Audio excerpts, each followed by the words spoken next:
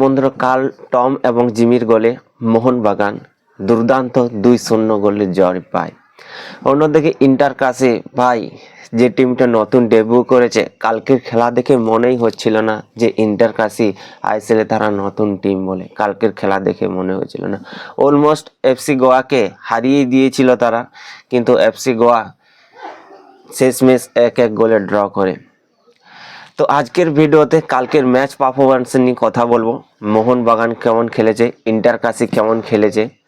তো তার আগে আমার চ্যানেলে যদি কোনো নতুন এসে থাকো, চ্যানেলটি সাবস্ক্রাইব করে নাও, কারণ এই চ্যানেলে তোমরা Indian football related video update পেতে থাকবে। তো প্লিজ সবাই চ্যানেলটি সাবস্ক্রাইব করে নাও। তো ভাই কাল প্রথম ম্যাচ ছিল ইন্ডিয়ান সুপার লিগের, ইন্ডিয়ান টপ টিয়ার লিগের এই সিজনের 2025-26 সিজনের প্রথম ম্যাচ ছিল মোহনবাগান ভার্সেস কেরালা ব্লাস্টার্স, যেখানে কিন্তু আর কেরালা ব্লাস্টার্সের কোনো চান্স থাকলো না এইবারে, যে কেরালা ব্লাস্টার্স কালকে যে তারা 2-0 গোলে হারল, সেই 2-0 গোলের হারার প্রতিশোধটা নেবে, এই চান্সটা কিন্তু থাকলো না। কারণ এইবারে এই সিজনে একবারই চান্স একটা টিমের সাথে, আর সেই চান্সেই তোমাকে ভালো পারফরমেন্স করতে হবে। তো কেরালা ব্লাস্টার্সের সাথে এই জয়টা মোহনবাগানকে অনেকটা অ্যাডভান্টেজ দিবে কি, অনেকটা। যেখানে 2-0 গোলে, যেখানে আমরা দেখেছি লোবেরা সে কিন্তু বলেছিল যে আমার যে টিম, আমি যে স্টাইলে খেলি, সেখানে কিন্তু আমি 6-0 গোল আমি করতেই পারি, তাতে কোনো সন্দেহ নেই।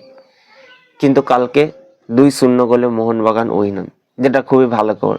এটা সবাই জানে যে তুমি যদি একটা বেশি টার্গেট রাখো, তো সেখানে বেশি টার্গেট রাখলে কিন্তু একটা তোমার সেই টার্গেটে কিছুটা হলেও অ্যাচিভ হবে। তো লোবের একটু বেশি টার্গেট রেখেছিল, বেশি আশা করেছিল, কিন্তু যাই হোক 6-0 না হলেও কালকে 2-0 গোলে মোহনবাগান ম্যাচটা উইন হয়। যেখানে কিন্তু কেরালার ডিফেন্স আমার খুব সুন্দর লেগেছে। কেরালার ডিফেন্স কাল দারুণ করেছে।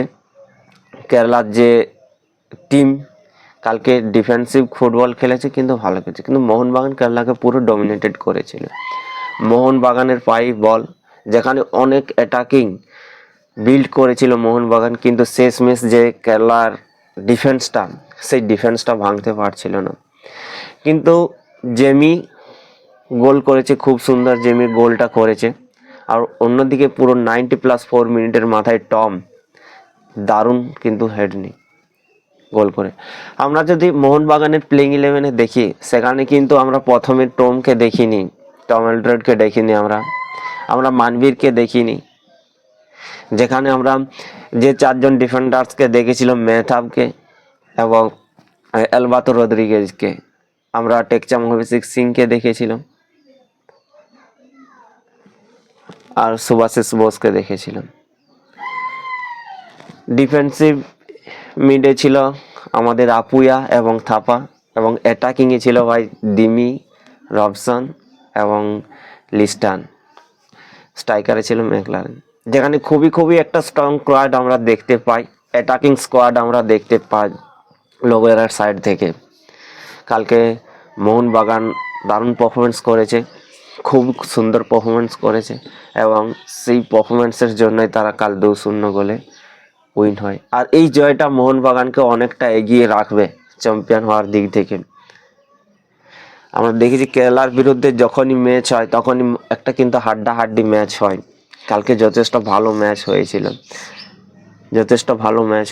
কালকে জাস্ট একটা ফ্রি কিক পায়, ফ্রি কিক থেকে লাস্টের সেকেন্ড গোলটা চলে আসে 90+4 মিনিটের মাথায়। জাস্ট টমকে সেইভাবে ব্লক করতে পারেনি কেরালার ডিফেন্স লাস্ট মিনিটের মাথায়, যে কারণে কিন্তু কেরালা 2টো গোল খেয়ে যায়।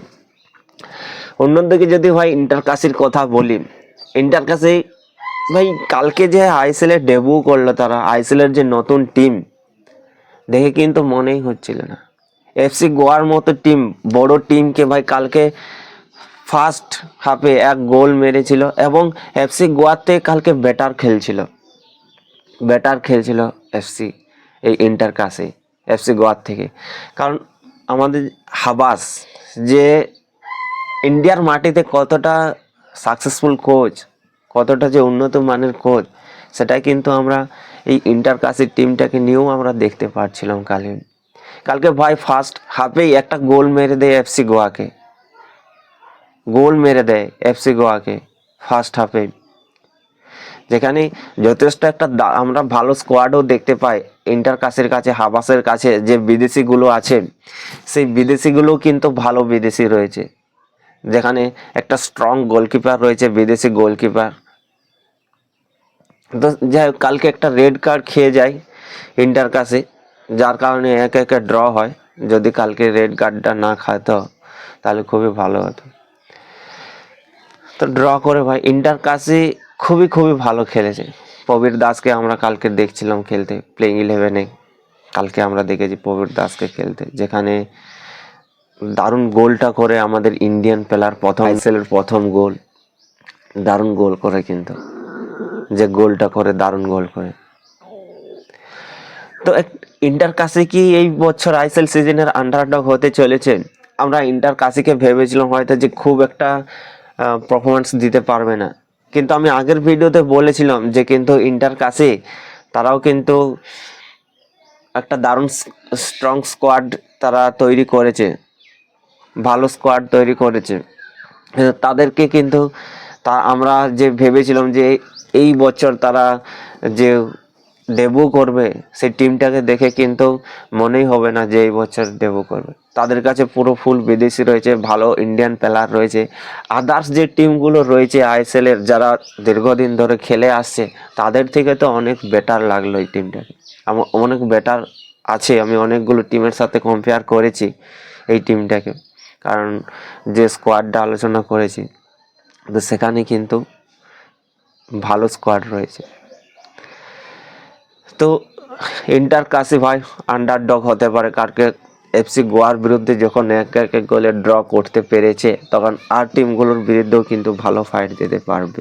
হয়তো মোহনবাগান, ইস্ট বেঙ্গল বিরুদ্ধে যদি নাও পারে, কিন্তু বাকি যে টিমগুলো আছে তাদের বিরুদ্ধে কিন্তু ইন্টার কাশি ভালো ফাইট দেবে, ভালো ফাইট দেবে এবং একটা ভালো জায়গায় ফিনিশ করবে ইন্টার কাশি, ভালো জায়গাতে ফিনিশ করবে। তো দেখা যাক অ্যান্থনিও লোপেস হাবাস তিনি ইন্টার কাশিকে কতটা দূরে নিয়ে যেতে পারে, ইন্টার কাশি কোথায় ফিনিশ করতে পারে।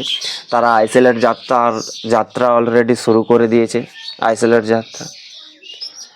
তো দেখা যাক। তো ভিডিও ভালো লাগলে একটা লাইক করে দেবে, চ্যানেলটি সাবস্ক্রাইব করে নেবে আর বন্ধুদের সাথে শেয়ার করে দেবে। তো দেখা হবে পরের ভিডিওতে, ততক্ষণ পর্যন্ত সবাই সুস্থ থাকো, ভালো থাকো, জয় হিন্দ।